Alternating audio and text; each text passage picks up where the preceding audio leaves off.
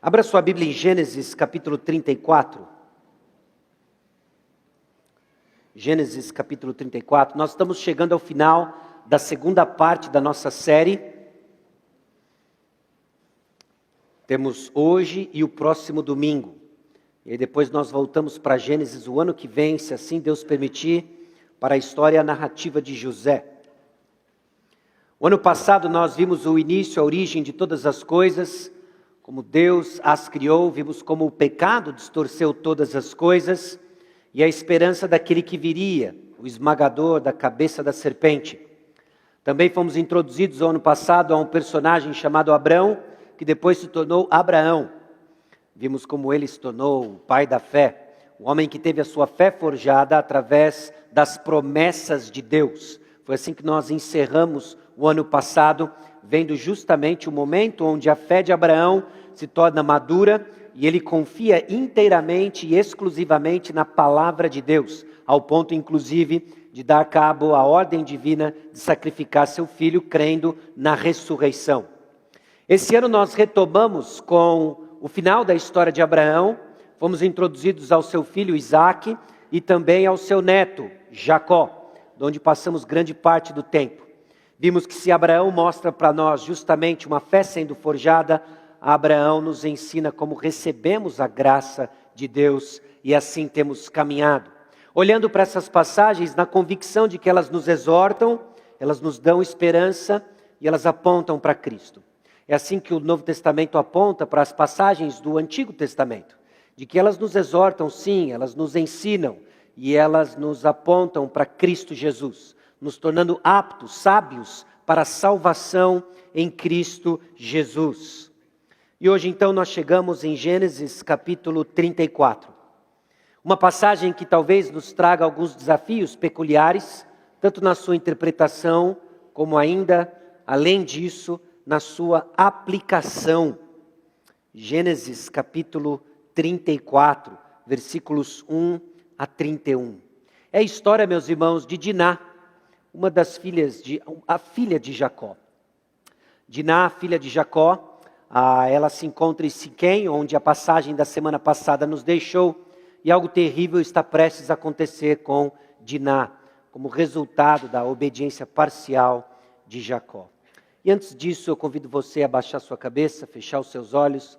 Nós vamos pedir direção do Espírito Santo, para que diante das atrocidades que estamos prestes a ler, sejamos mais uma vez exortados, tenhamos nossa esperança renovada e sejamos apontados para Cristo Jesus.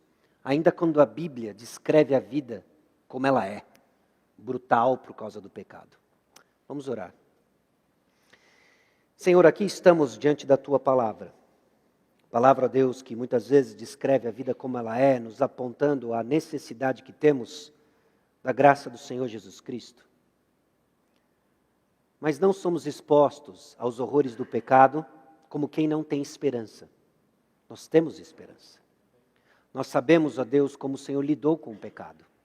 E hoje, mais uma vez, nós vamos ser expostos à realidade terrível do pecado, como nos afetou de tantas maneiras, como nos cega de tantas outras, e como a Tua graça suficiente não só abre os nossos olhos, mas nos transforma.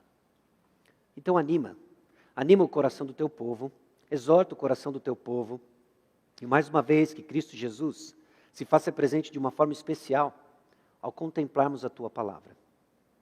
No tópico sensível de hoje, talvez tocando histórias pessoais de muitos de nós, ou alguns de nós, eu peço que o Teu Santo Espírito sopre de forma suave, enxergando sim a dura realidade do pecado, mas mais do que isso, de que nós temos esperança e de que o pecado foi tratado de uma vez por todas na cruz do Calvário, o túmulo vazio.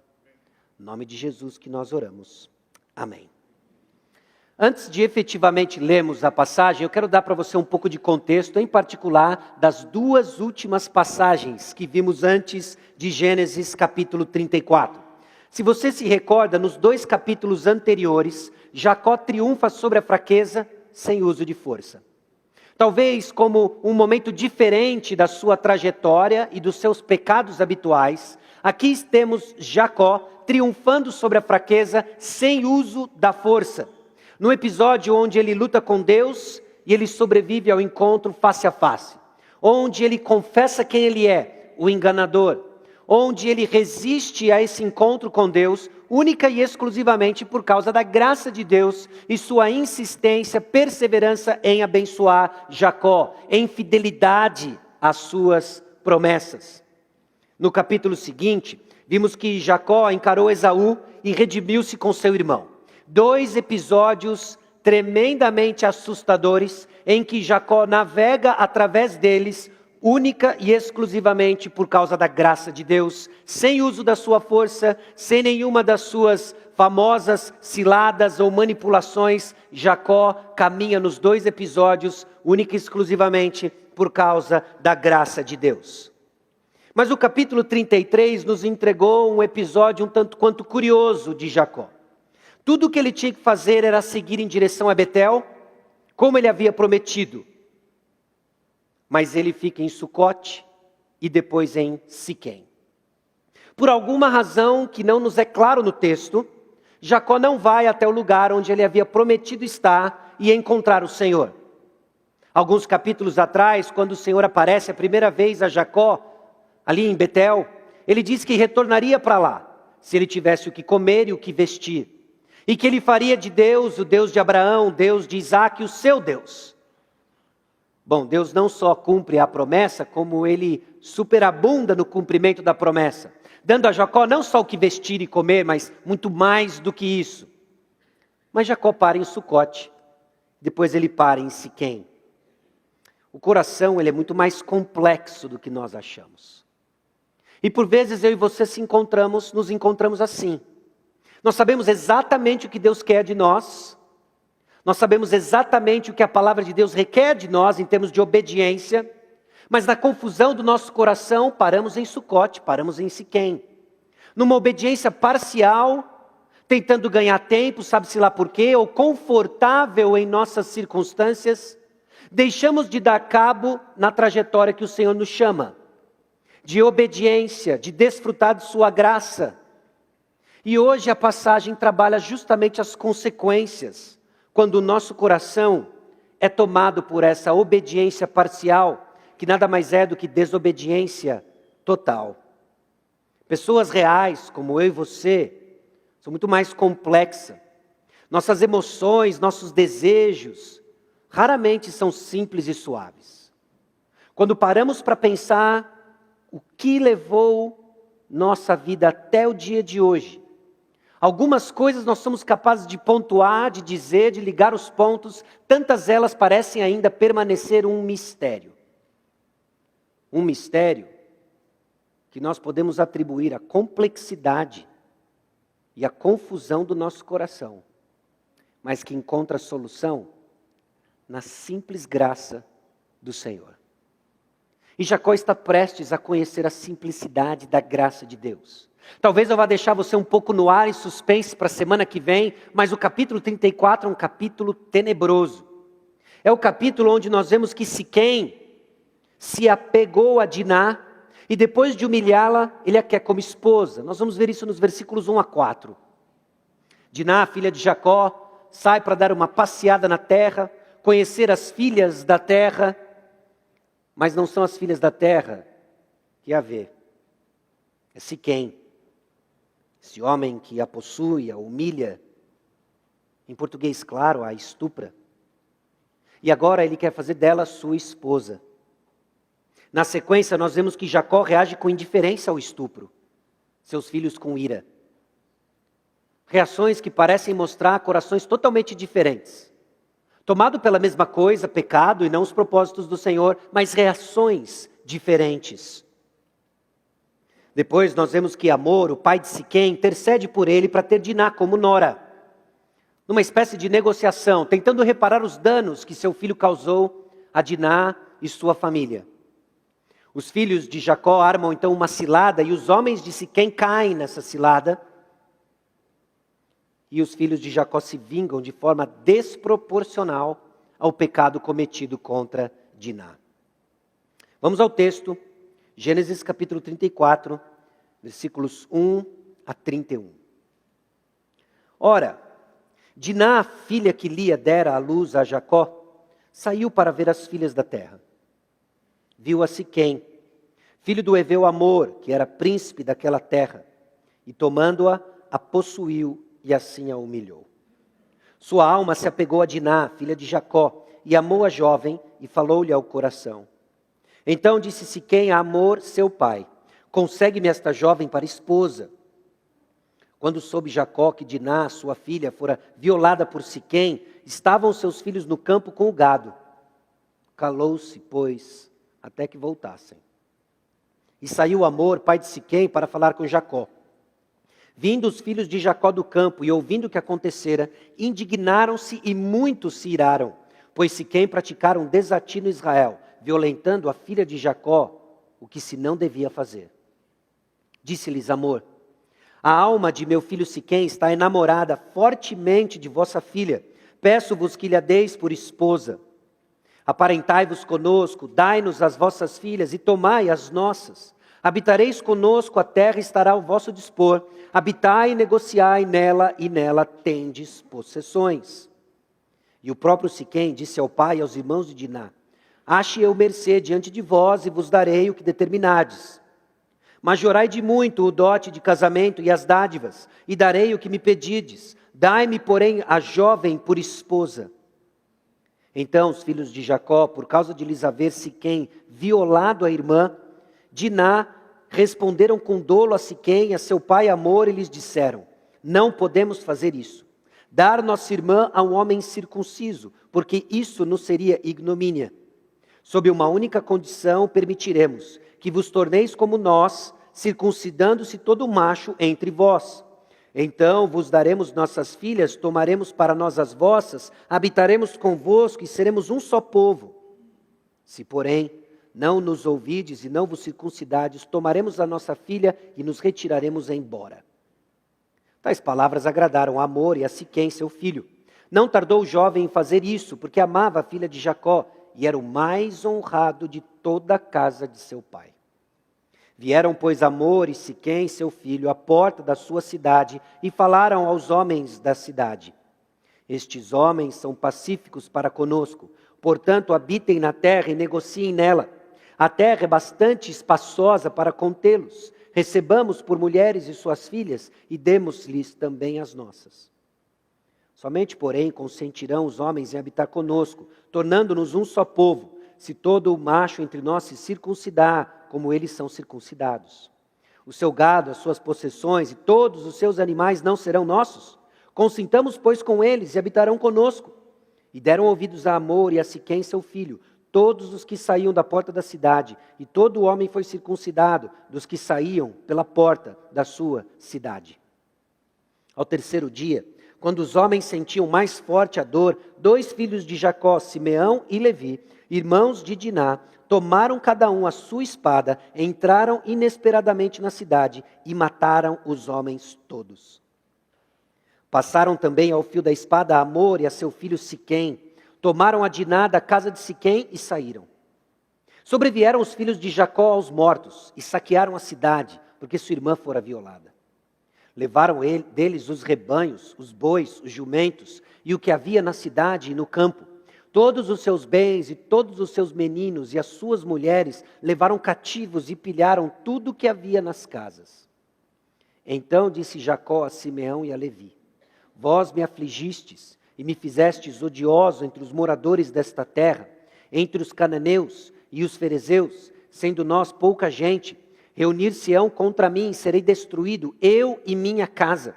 Responderam: abusaria ele de nossa irmã como se fosse prostituta? E assim termina o capítulo 34. Meus irmãos, a resposta humana ao pecado não é suficiente para lidar com sua causa e consequências.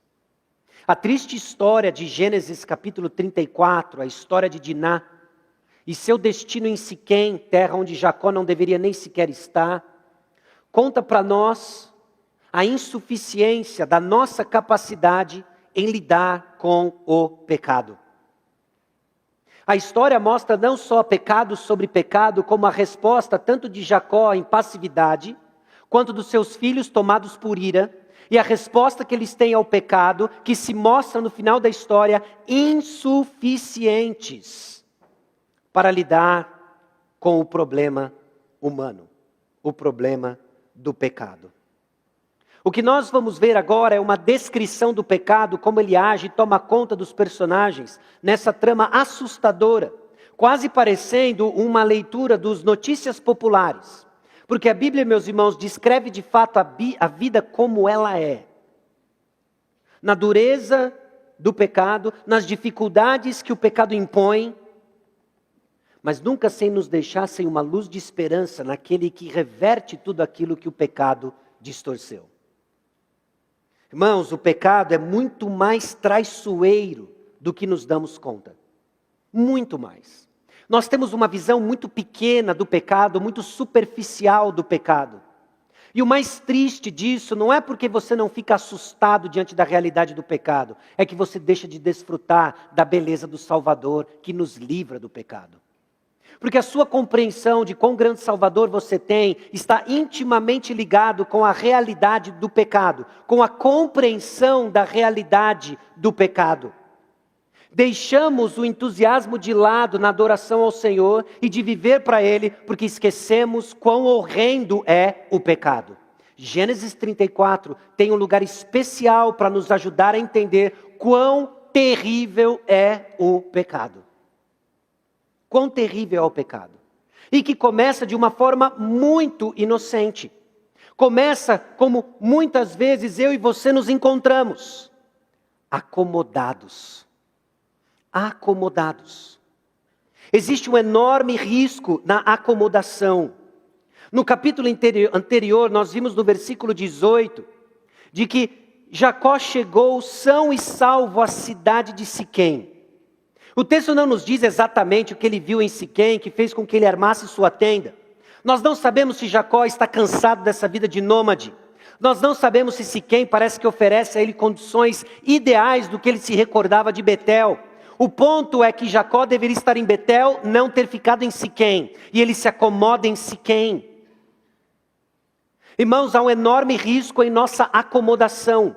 Há um risco em permanecermos acomodados em nossa condição espiritual. Há um risco em nossa acomodação que nos distrai para a obediência total. Ficamos distraídos quando acomodados e esquecemos do que o Senhor requer de nós. O que o Senhor requer de nós é obediência e obediência total. Mas quando estamos acomodados, quando curtimos uma bonança das nossas circunstâncias, quando as coisas parecem que vão de vento em polpa, deixamos de olhar o que o Senhor quer de nós. Obediência total em conformidade com Cristo Jesus. Então nivelamos por baixo a vida cristã, vivendo uma mediocridade acomodada, lugar perigoso, onde Jacó se encontra e muitas vezes onde eu e você estamos. As coisas estão indo bem. As coisas estão indo muito bem. Confundimos então circunstâncias favoráveis com a bênção do Senhor e é simplesmente continuar tocando a vida como ela é. Isso é um lugar de acomodação. É um lugar onde ofusca o objetivo de vivermos para o Senhor completamente comprometidos em obediência total. E por definição, meus irmãos, se o ponto da salvação é a nossa santificação, se a santificação nos aponta para a glorificação, quando finalmente seremos como Ele é, não tem platô. Não tem lugar de descanso onde não tem próximo passo a ser dado. Sempre somos chamados a dar mais um passo. Nos acomodamos quando paramos de crescer. E este é um lugar perigoso, que nos deixa vulneráveis às ciladas traiçoeiras do pecado. É exatamente assim que Jacó se encontra. Nos distrai para a obediência total e nos satisfaz com o que não agrada a Deus. Então o termômetro da nossa consciência fica descalibrado. E descalibrado não percebemos sinais de perigo. Estamos acomodados. Jacó não enxerga o perigo que ele está enfrentando em Siquém. Jacó não enxerga o enorme perigo que ele está submetendo à sua família e a promessa em Siquém. Meus irmãos, existe um risco de acomodação. E ele não vem nos seus piores dias. A acomodação surge depois de grande sucesso espiritual. 2 capítulos seguintes, nós vemos um Jacó diferente. Ele confessa quem ele é, um enganador.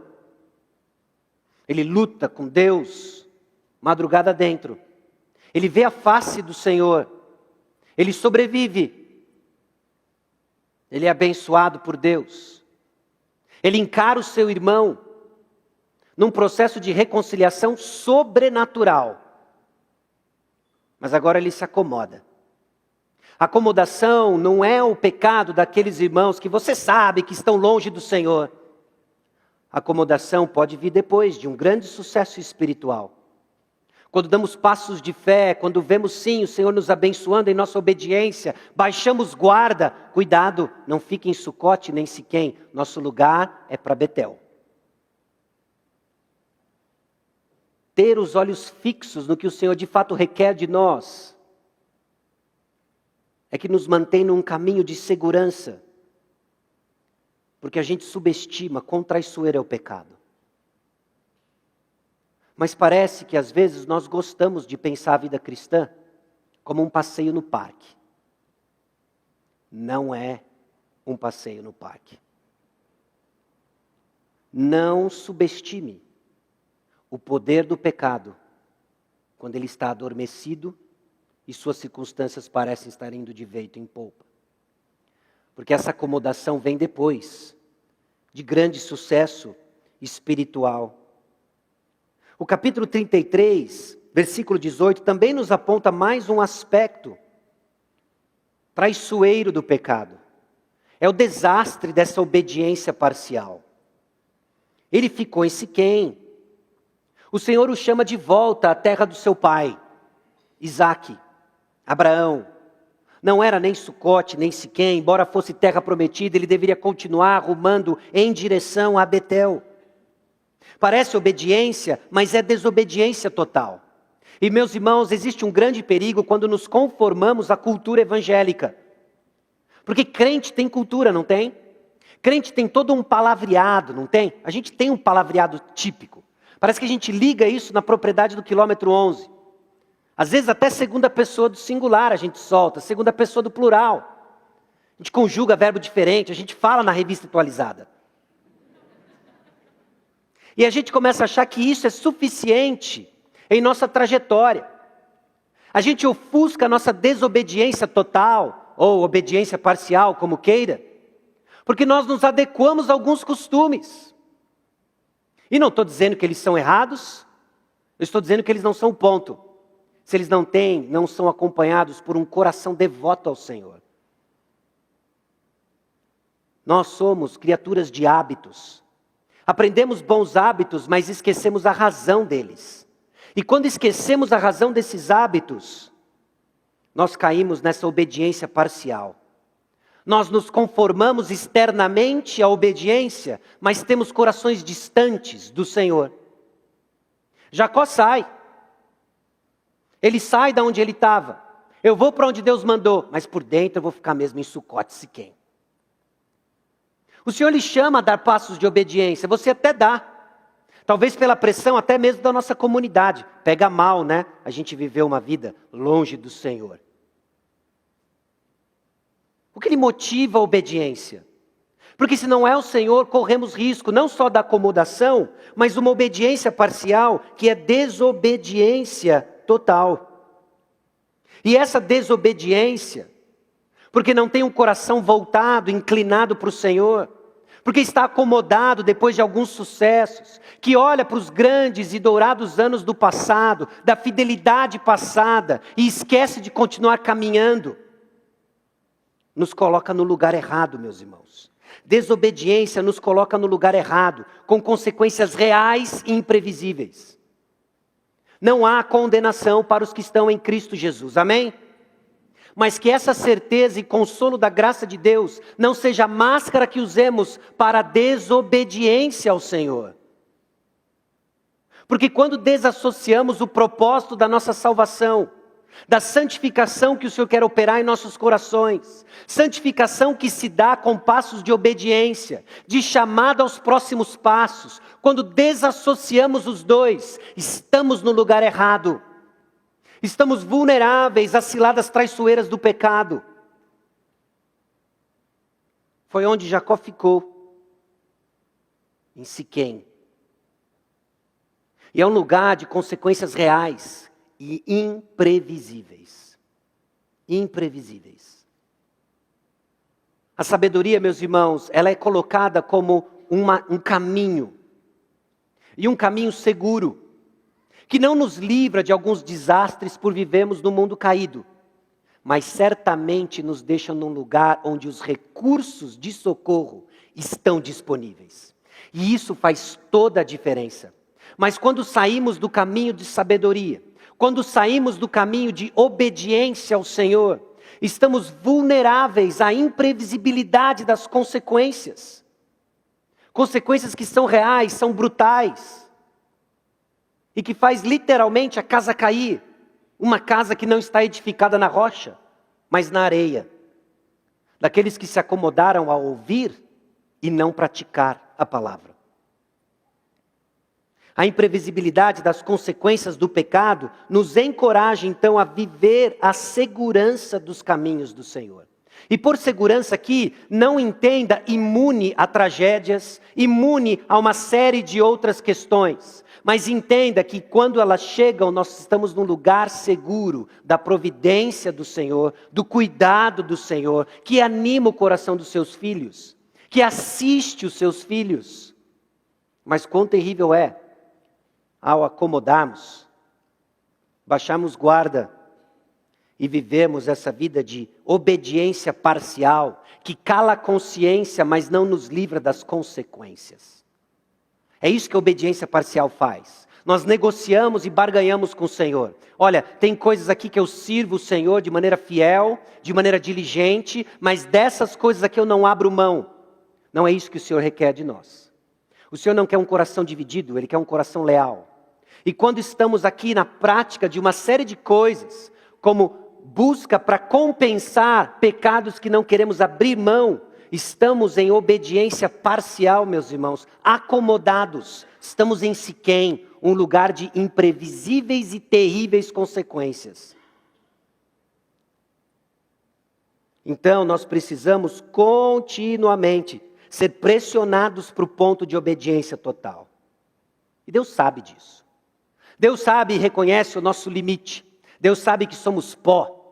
Mas Deus também é aquele que concede graça para irmos além de nossas capacidades pessoais, humanas. É a graça de Deus, então, que nos capacita a uma obediência não que se contenta com parcialidade, mas na sua totalidade. Porque Deus não terminou ainda o que Ele está fazendo em cada um de nós.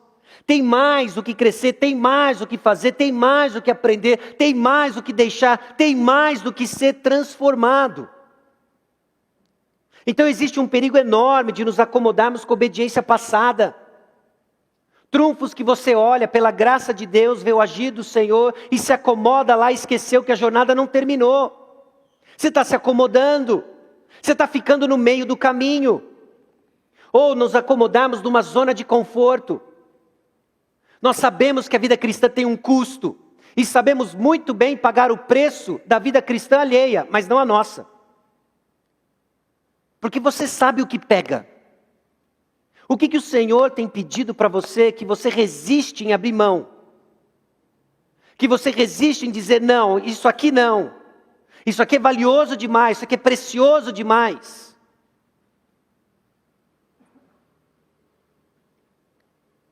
Ou deixarmos de arriscar coisas novas para o nosso crescimento e obediência.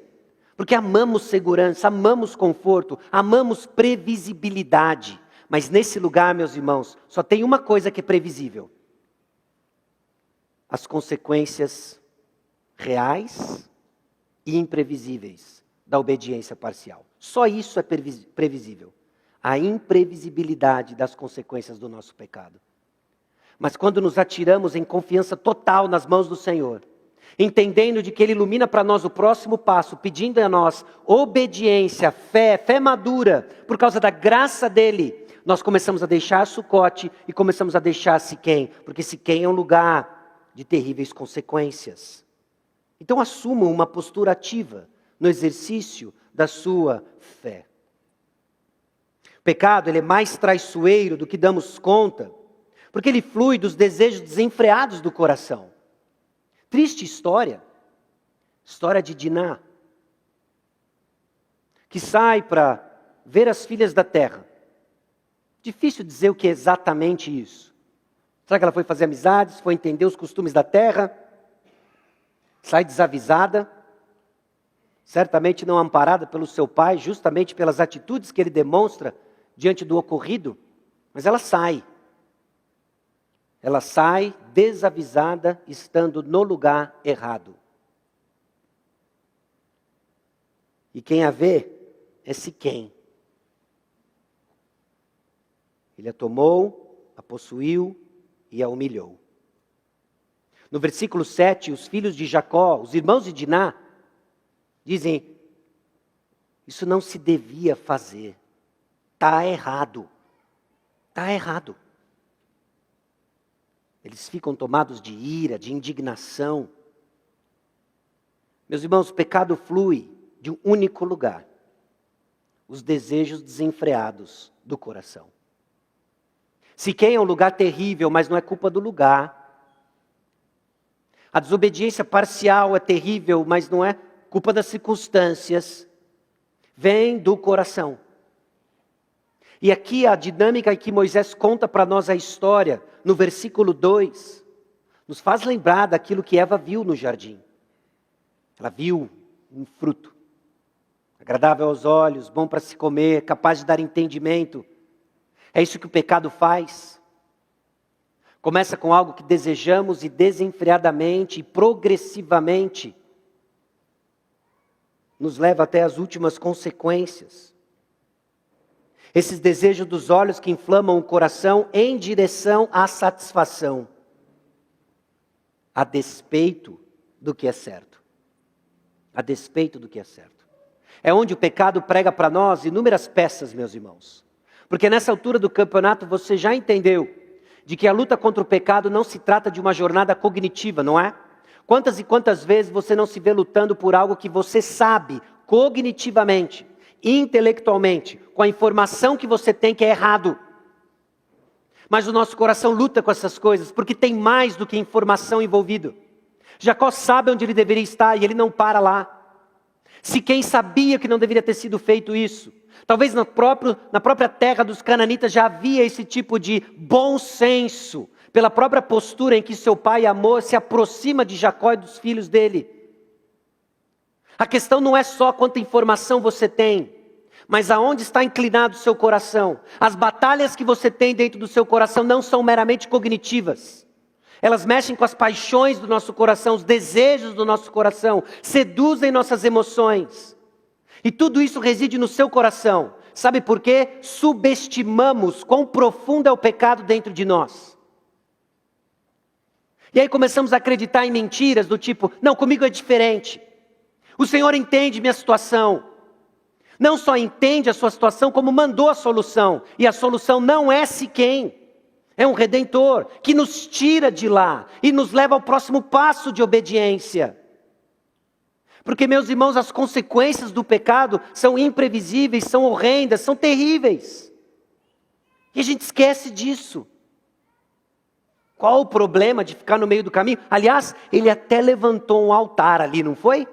Em Gênesis capítulo 33, versículo 20, ele levantou ali um altar, ele chamou Deus, o Deus de Israel. A gente pode até justificar com mais informação que a gente tem que Jacó, não é? Que Deus é Espírito. E onde está o Espírito de Deus?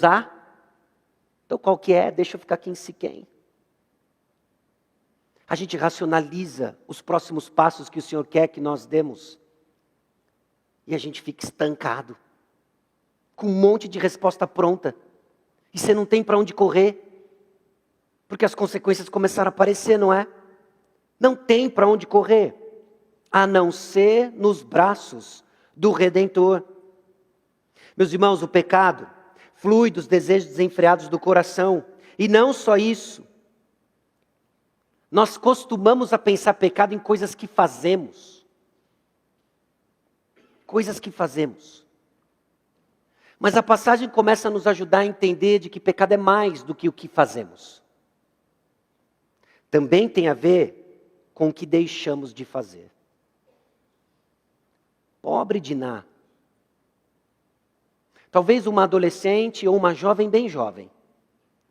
Saiu para ver as filhas da terra. Mas o texto nos dá um pedaço de informação que talvez seja importante para entendermos o que acontece na narrativa.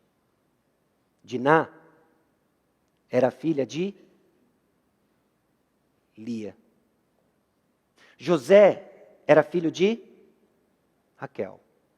Jacó amava Raquel e não Lia.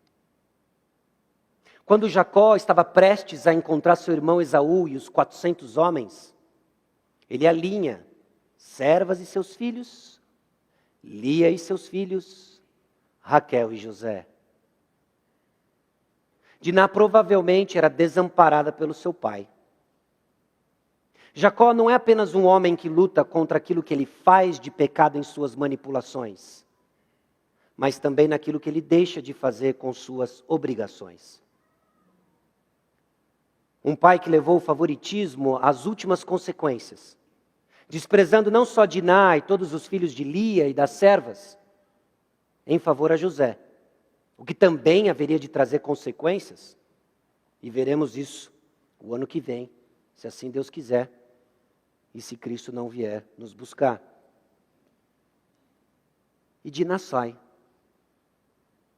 Sai, parece que tão inocente, não alertada pelo seu pai dos perigos que tem aí fora. Sai procurando amigas, costumes da terra, e encontra os olhos cheios de lascívia de Siquém, que olhou, tomou, possuiu e humilhou. Jacó calou-se quando soube do que Siquém fez com sua filha. Entenda, pecado não é só o que você faz. Porque nesse obediência parcial, que é desobediência total, tem coisas que você está deixando de fazer. Então não é só o que você faz de errado, mas o certo que você deixa de fazer. Essa passividade não é exercício de domínio próprio. Jacó não é um homem calmo e agora ele vai subir ao monte e orar ao Senhor. Mas é descaso às coisas do Senhor. Muito da nossa passividade, agora em particular homens, muito da passividade que corrói nossa vida com o Senhor, dentro de casa, na igreja, tem a ver com descaso às coisas do Senhor. E se não encararmos isso como realidade, não como simples e inocente traço de caráter, ou cansaço de uma rotina de trabalho, descaso com as coisas do Senhor. Quais são as coisas que o Senhor confiou a você e você tem passivamente aberto mão? A filha de Jacó foi violada, foi estuprada. Sua reação? Esperar os meninos chegar, a gente vai ver o que faz. Passividade. O Senhor nos chama para executar uma missão. E o nosso coração? Preso nas trivialidades do dia. Pecado também é o que nós deixamos de fazer. E esse descaso irá lhe levar a viver fora dos propósitos divinos, pensando só em si mesmo. Eu vou dizer uma coisa para você. Parece que duas coisas andam juntas. Muito juntas. Inutilidade no reino anda de mãos dadas com quem pensa só em si mesmo.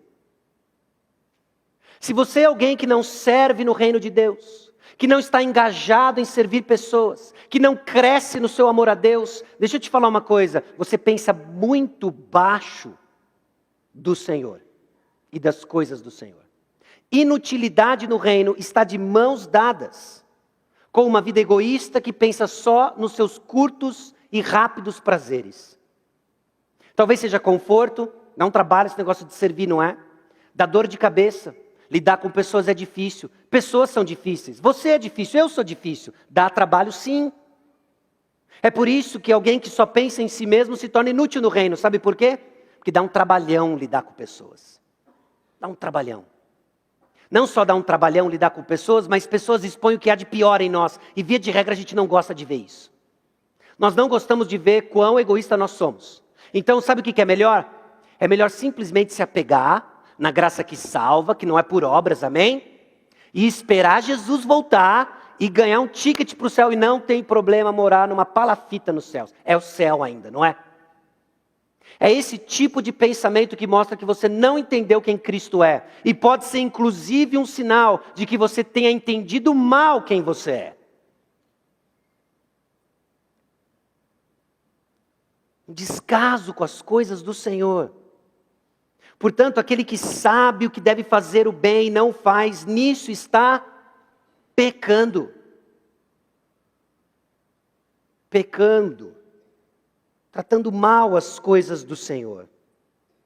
O pecado, ele é traiçoeiro. Nós não damos conta disso. E ele não se repara com medidas humanas. Agora é interessante o que amor tenta fazer. Quando ele vê o que o filho dele faz, aliás, toda a narrativa é interessante, para os seus estudos pessoais depois. Nós vemos uma reação muito diferente aqui. Conforme eu estava lendo e estudando, eu lembrei na hora de Aminon e Tamar. Você lembra o caso de Aminon e Tamar? Muito semelhante a isso. Aminon vê Tamar, ele fica lá doente de paixão. Fica doente de paixão, ele quer Tamar, o primo dele dá um bizu para ele. Olha, pede para ela vir, fala que você está doente, ela assa uns bolinhos e você pega ela para você. E você a estupra. É isso, o conselho do primo dele. E é exatamente isso que Aminon faz.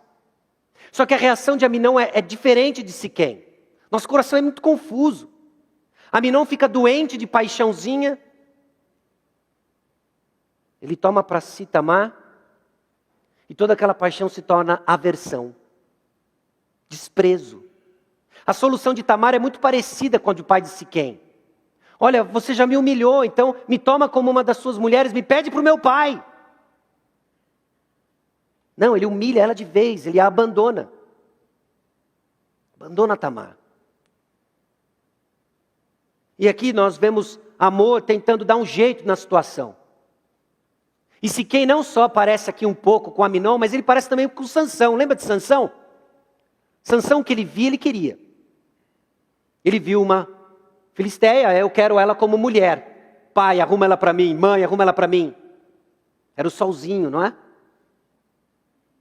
Claro, meu filho. E aqui amor faz a mesma coisa. Ele vai agora negociar o dote. Olha, meu filho quer. E o que? Bom, nós vamos chegar nesse ponto. Mas fascinante, meus irmãos. E agora eles estão querendo reparar o pecado com essas medidas humanas, essa negociação. Diante então das consequências, muitas vezes nós queremos reparar o mal da mesma forma, com nossa sabedoria. Amor entende então que um mal foi feito, vamos sentar, vamos negociar e vamos reparar isso. Em nenhum momento há reconhecimento do mal, em nenhum momento há reconhecimento do pecado, em nenhum momento há nenhuma perspectiva vertical do que acontece, apenas sabedoria. O pecado é traiçoeiro. E uma das suas ciladas é você acreditar que você consegue reparar com a sua sabedoria. Provérbios capítulo 6, versículos 27 a 29, talvez você seja familiarizado com esses dois primeiros versículos. Tomará alguém fogo no seio, sei que as suas vestes se incendeiem? Ou andará alguém sobre brasas sem que se queimem os seus pés?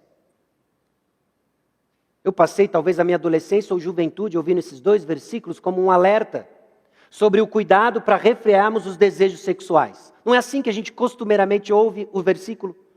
Só toma cuidado, hein? Vai pegar fogo, vai ser difícil refrear. Mas eu quero que você note como o versículo seguinte esclarece esses dois para nós. Assim será com o que se chegar à mulher do seu próximo. Não ficará sem castigo todo aquele que a tocar. Não é tão certo quanto você iniciar um desejo, você irá consumá-lo.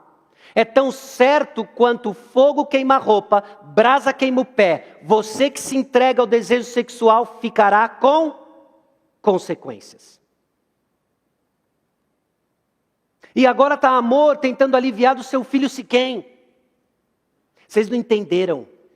Siquém se colocou num lugar onde as consequências estão fora do seu controle.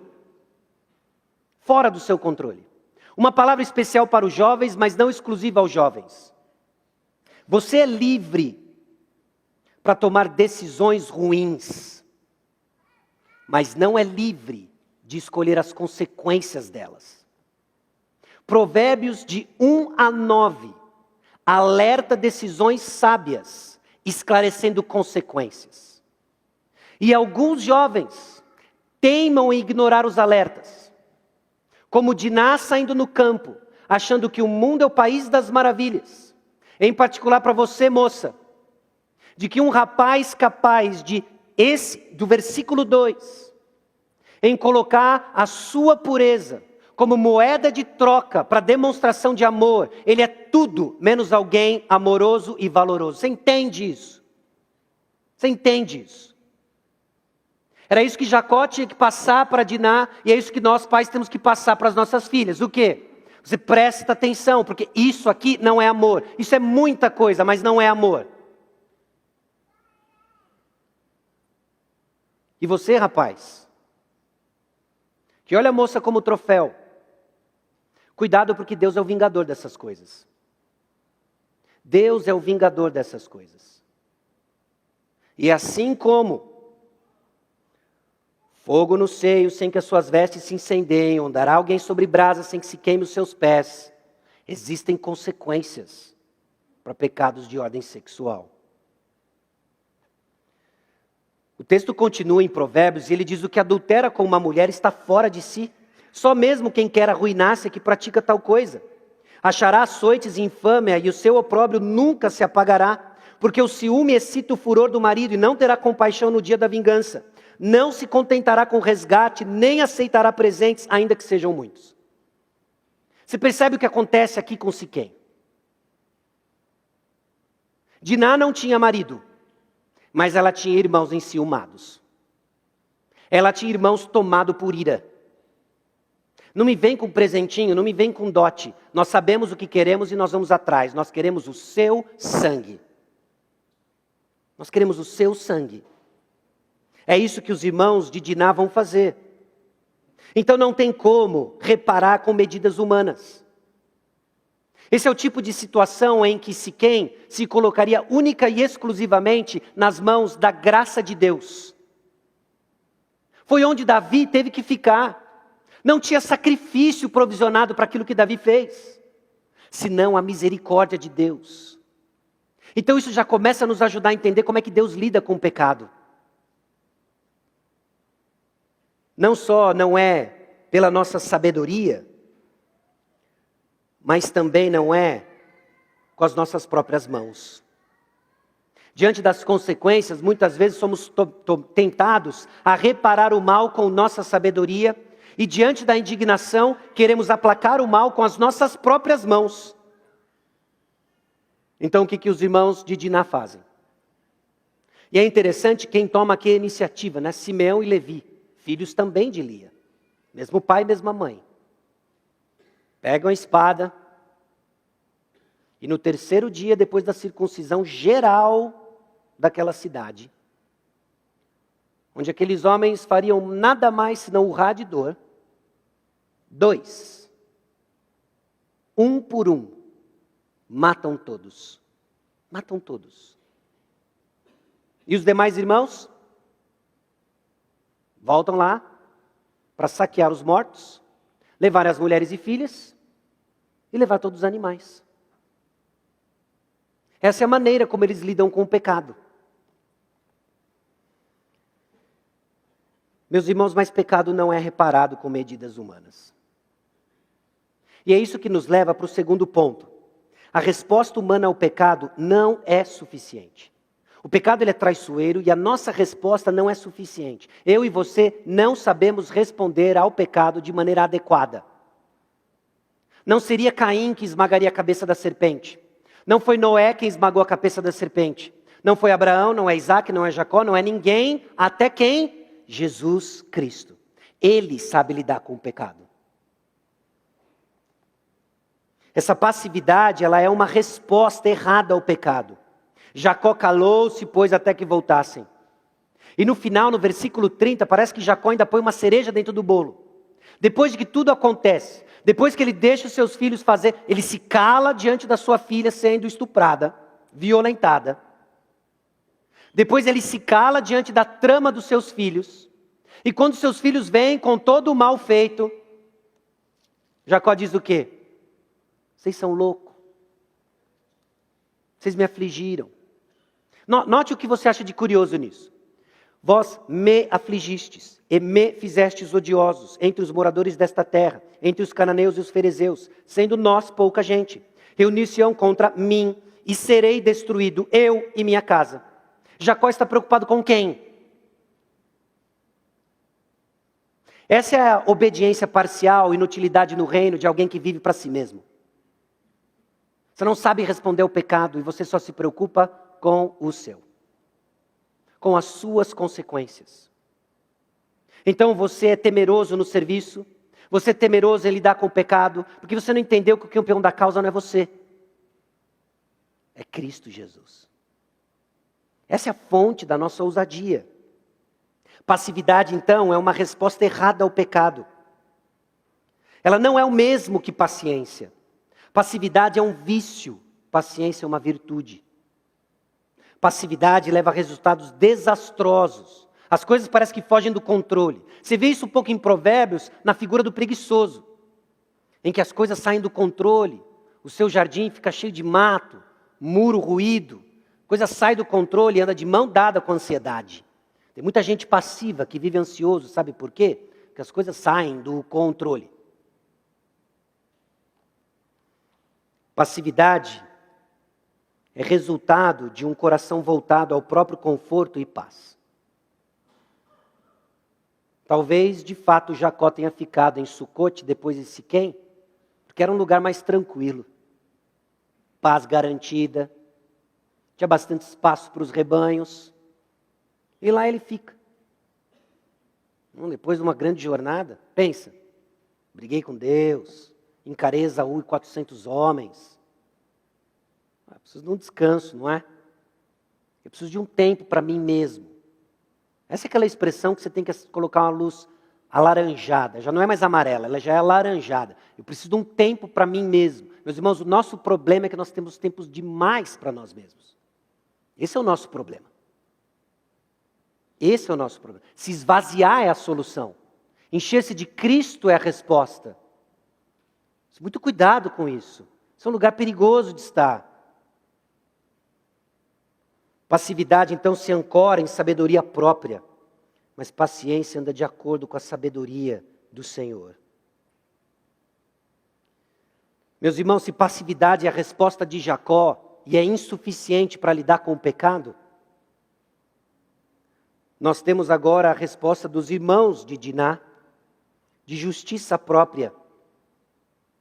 Essa matança no terceiro dia,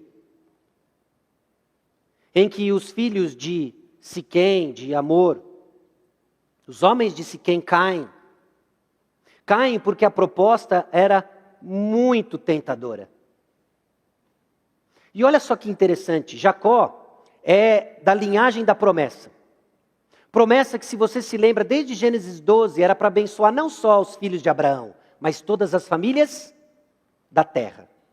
Pensando em si mesmo, meus irmãos, nós não transmitimos graça às famílias da terra, somos uma desgraça a elas. Ao invés de falar do Deus da aliança, eles misturam alguns elementos de religião, porque o discurso estava um pouco certo, não é? No começo. Olha, a gente não pode fazer isso. A gente não pode entregar a nosso irmão, um homem circunciso. Não é assim. Tem um quê de verdade aqui? Aliás, se você notou aqui e está atento a toda a narrativa, você sabe a enorme ameaça que corre aqui. Da família de Jacó se misturar com os filhos de Siquém. Não é agora essa mistura. Isso não pode acontecer. Isso compromete a linhagem da promessa. Mas o que eles enxergam? Talvez a possibilidade de se apropriar da terra de maneira mais rápida por meio de casamentos. Talvez os filhos de Siquém, de Amor, os homens de Siquém, tenham visto justamente essa possibilidade. Calma aí, esse cara está oferecendo para a gente propriedade e as filhas deles, por meio do quê? Um procedimento cirúrgico? Sem anestesia, com pedra? Beleza. Vamos fazer, bora lá. E eles caem, seduzidos pelo próprio desejo do coração deles. Tem muita coisa acontecendo aqui. Mas essa justiça própria, ela não foi impulsiva. Ela foi bem calculista. Nós não temos detalhes, mas não é difícil imaginar uma reunião dos filhos de Jacó. Fala assim, vamos dizer para os caras o seguinte. Vocês têm que fazer isso, isso, isso. Eles aceitaram, fizeram todos. Espera, não é no primeiro dia. Espera, não é no segundo dia. Espera, é agora. É no dia de maior dor. E nós vamos satisfazer nossa sede de vingança. Ela é muito calculista. Ainda em Provérbios capítulo 6, nós temos um pouco de ideia do que é esse coração. 6 coisas o Senhor aborrece, e a 7ª sua alma abomina. Quando vemos em Provérbios esse tipo de introdução, não é que simplesmente o seguinte, olha, existe uma atenção especial ao último elemento.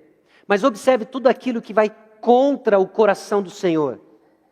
Olhos altivos, língua mentirosa, mãos que derramam sangue inocente, coração que trama projetos iníquos, pés que se apressam a correr para o mal, testemunha falsa que profere mentiras e o que semeia contendas entre irmãos. No miolo aí você vê as características dos planos dos filhos de Jacó.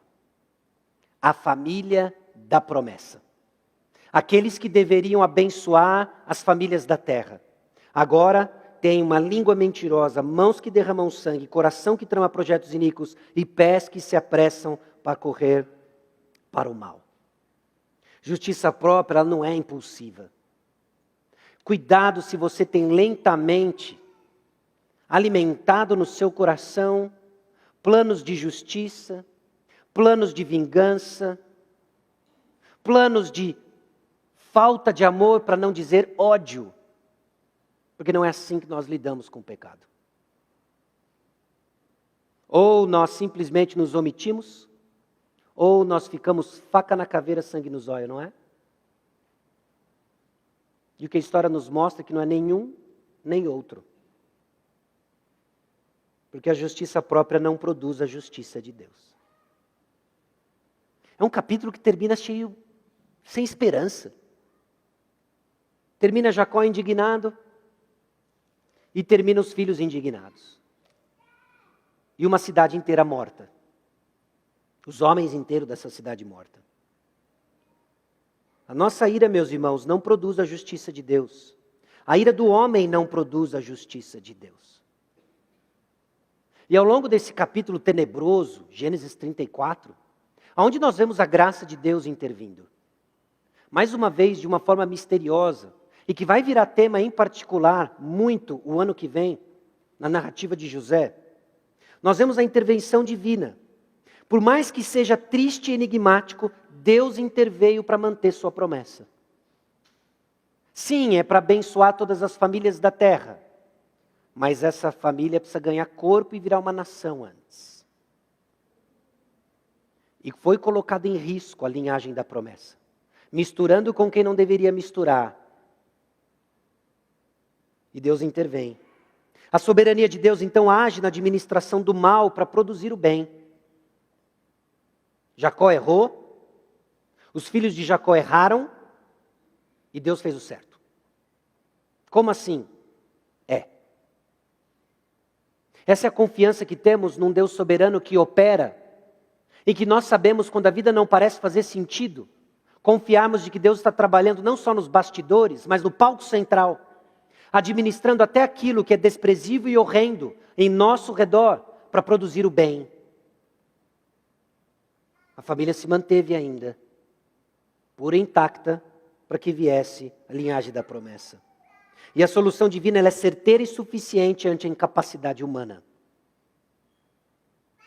Diante da obediência parcial, que é a desobediência total, diante do fato de que agora Jacó toma essa atitude passiva, e os filhos de Jacó, essa ira, que não produz a justiça de Deus, nós somos colocados diante de um problema muito sério. O problema do pecado. Pecado é muito mais que um comportamento inadequado. Se você ainda entende pecado como um comportamento inadequado, você tem uma visão superficial, não só do pecado, como também da maravilhosa graça que nos alcançou. A gente é bem pior do que a gente imagina. Não só isso, mas o pecado afetou nossa capacidade de pensar, desejar e sentir, nos deixando confusos. Ao ponto, inclusive, de depois de um grande triunfo espiritual, como Jacó experimentou, depois de ter experimentado tanto da bênção de Deus, parar no meio do caminho. Talvez tenha gente aqui parando no meio do caminho. Talvez você está cansado. A vida cristã cansa. Puxa, de novo. De novo, e esse de novo vem depois que você sabe o que você tem que fazer. Depois do que você sabe exatamente o que Deus requer de você. Mas a gente trava. Sabe-se lá por que razões? Talvez porque você sabe que o preço da obediência destrave outros problemas. Via de regra é assim, não é? De que aqueles que querem viver piedosamente por Cristo Jesus serão perseguidos. E aí paramos no meio do caminho. Ficamos confusos. O pecado também nos tenta deixarmos de caminhar de forma correta.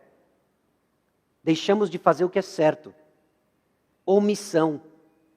E por não ser algo ativo, entre aspas, achamos que estamos justificados. Não é tão errado assim, mas é pecado e é errado sim. O pecado traz então separação entre Deus e o homem, consequentemente alienação entre nós. Porque deixamos de fazer aquilo que sabemos que precisamos fazer. Não só é um problema sério, como traz complicações sérias. Acomodados com o sucesso passado, deixamos de encarar os desafios presentes corretamente. E aí pulamos do barco. Jogamos a toalha. Não brinco mais de ser crente. Não brinco mais de fidelidade. Meus irmãos, perseverança é um dos atos supremos de fé. Supremos de fé. Fé se traduz melhor e das maiores evidências na perseverança. É onde aquilo que confessamos é provado. Não, calma aí. Você está dizendo então de que a perseverança, insistir no que é certo, é sinal de fé? Com certeza. Com certeza absoluta. Porque é lá que nós somos provados. Nossa resposta, então, errada, caminha entre dois extremos igualmente pecaminosos. O primeiro deles, justiça com as próprias mãos, que não trata os corações. É o pessoal sangue nos olhos, faca na caveira. Isso nunca mudou o coração de ninguém. A ira dos homens não produz a justiça de Deus. É errado essa forma de lidar com o pecado. Talvez você não seja sangue nos olhos, faca na caveira, mas você é da paz. E passividade que nos leva a viver a busca por conforto e paz longe da agenda do Deus da paz. Isso é ser amante do conforto e de uma falsa paz. Não é ser pacificador. Porque por vezes a promoção da paz de Deus envolve passos ousados de obediência que nos colocam em turbulência. Mas turbulência onde temos os recursos divinos para lidar, aprumar e caminhar. Jacó lida errado, os filhos de Jacó lidam errado. E uma situação terrível como consequência de obediência parcial. Mas ainda fica a pergunta do final do capítulo. Tá bom, pai? Se a gente trouxe essa aflição toda, qual é a alternativa? Deixar com que abusassem da nossa irmã? E não tem versículo 32. Meus irmãos, é fato que a resposta humana ao pecado não é suficiente para lidar com sua causa e consequências. O que Gênesis 34 traz para nós é a desesperança da incapacidade humana em lidar com o pecado, na sua causa e as suas consequências. Seja você alguém que tende para ser mais pacífico ou passivo, melhor dizendo, ou mais sangue nos olhos com sua justiça própria. Você já percebeu nessa altura da sua caminhada cristã de que ambos estão errados e não produzem a justiça de Deus? A rota de solução é outra. Se pecado é sempre e de forma última contra Deus, a solução não está em nossas mãos ou em nossa omissão. Se é contra Deus, a solução precisa vir do Senhor e nos termos dele. Então, como lidamos com o horror do pecado, com a devida seriedade e assim redimir o pecador? Porque nada disso parece ter acontecido em Gênesis 34. Gênesis 34 é o inverso dos caminhos da redenção, em que nós vemos os homens assumindo a sua própria redenção, ou com passividade, ignorando o problema, ou com a sua própria ira, não produzindo a justiça de Deus. E vemos pecadores não redimidos, mas levados ao holocausto. Vemos aquilo que aconteceu lá em Gênesis 3. Por causa do pecado de um, morreu uma cidade inteira. Por causa do pecado de Adão, perece a humanidade. Nós somos do inverso disso. E o inverso disso não é vamos matar esse um e todo mundo que o tocou. É que vem aquele um suficiente para redimir o seu povo. E é onde Gênesis 35 nos leva. De que enquanto Jacó tenta com suas próprias mãos, os seus filhos tentam com suas próprias mãos lidar com o pecado, Deus vai introduzir no lugar certo, em Betel, o sacrifício substitutivo. Porque a forma de lidar com o pecado não está em mim e em você, foi provisionada por Deus. E está nele, meus irmãos, a resposta ao dilema do Antigo Testamento. Êxodo 34, 6 e 7. E passando o Senhor por diante dele, clamou: Senhor, Senhor, Deus compassivo, clemente e longânimo, e grande em misericórdia e fidelidade, que guarda a misericórdia em 1000 gerações, que perdoa a iniquidade, a transgressão e o pecado, ainda que não inocenta o culpado. Como Gênesis 34 seria diferente na perspectiva da cruz? Como Gênesis 34 seria diferente se Jacó e seus filhos fossem bênção para as famílias da terra e não desgraça para as famílias da terra? Seria apontá-los para o Redentor. Seria apontar-se quem? Esse culpado, que merece sim a morte, o seu substituto, aquele que morreu em nosso lugar. Seria sim apresentar para aqueles que têm sede de vingança o fato de que Jesus é aquele que faz certo todas as coisas. Seria de fato apresentar para Jacó que na sua passividade, ele na ausência de fé, deve redirecioná-la ao seu suficiente Salvador. De que nele nós somos capacitados para dar passos ousados de fé, ainda que seja contra a lógica, mas dentro da vontade de Deus. De que Gênesis 34 nos deixa um enorme buraco, que só cabe uma solução, e é Jesus Cristo. Somos incapazes de lidar com o pecado. E quando tomamos as rédeas com as nossas próprias mãos, o resultado é essa bagunça de Gênesis 34. Que grita, precisamos de um Redentor. Que grita, nosso problema não é informação, mas é transformação. Então que o povo de Deus escute a urgência desse chamado. De abrirmos mão de obediência parcial, que é desobediência total. De sairmos desse campo de passividade e olharmos para o Senhor e o que Ele requer de nós. De entendermos que a nossa ira não produz a justiça de Deus, e não é assim que estaremos na rota de transformação no caráter de Cristo. De que o que é diferente disso é apenas acampar em Siquém e Sucote, onde não há a presença abençoadora de Deus, e onde tragédias acontecem e não temos o socorro divino. Amém? Baixe sua cabeça, vamos orar. Senhor, a passagem de hoje ela é pesada. É um tema sensível. É um tema que, porventura, alguns que hoje escutam, alguns que porventura venham a escutar essa mensagem, sejam pessoalmente afetados. É onde, ó Deus, nós vemos que o pecado distorceu tudo, até mesmo a sexualidade humana, principalmente a sexualidade humana. Mas também uma passagem que nos leva a lembrar de uma forma especial de que Gênesis 34 não é a última palavra, não é a palavra final, é a cruz de Cristo a palavra final. Então sabemos que não é na nossa omissão, não é na nossa ira, justiça própria, onde lidamos com o pecado, mas é na cruz de Jesus. E o Senhor veio ao nosso encontro. Não nos deixou mais soltos e presos em nosso próprio pecado, mas nos libertou. Nos deu olhos para enxergar, nos salvou.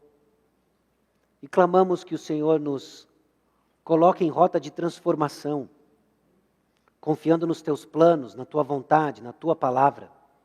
Perseverarmos, ó Deus, apesar dos difíceis lugares onde nos encontramos, sabendo, ó Deus, de que aquele que confessa e deixa alcança misericórdia. Que hoje seja um dia de misericórdia renovada para aqueles que ainda, ó Deus, dormem na passividade ou se apegam na justiça própria e finalmente encontram descanso para a sua alma. Porque Jesus Cristo é a provisão perfeita do perdão e reconciliação com o Senhor e uns com os outros. No nome de Jesus, amém.